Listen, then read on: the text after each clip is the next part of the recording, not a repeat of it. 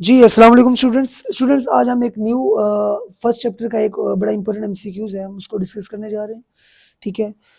तो देखें Z mod हमने बोला था कि ये कॉम्प्लेक्स नंबर की मैग्नीट्यूड भी होती है, ठीक है? और इसको हम शो करते हैं किससे? ये इसको एब्सोल्यूट भी कहा जाता है, ठीक है? एब्सोल्यूट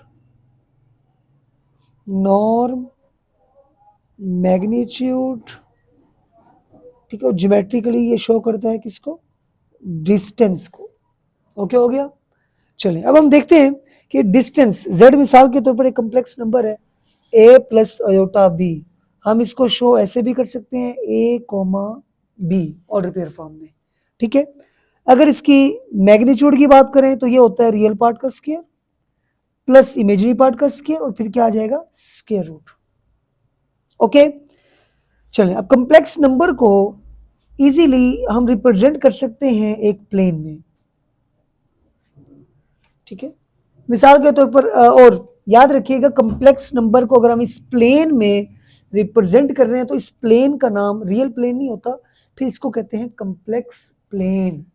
और ये जो एक्सिस होता है एक्स एक्सिस नहीं कहते, इसको कहते हैं रियल एक्सिस। और ये हमारे पास होता है इमेजिनरी एक्सिस। ठीक हो गया?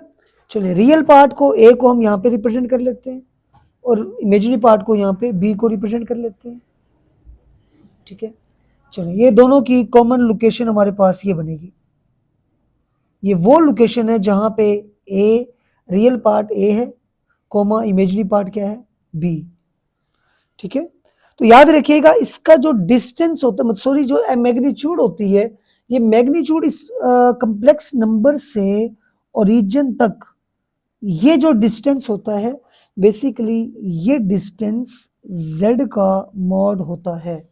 तो हम कह सकते हैं कि z mod is the distance from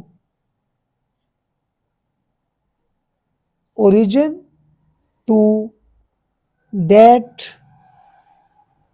complex number जिसके हम मैग्नीट्यूड फाइंड कर रहे होते हैं।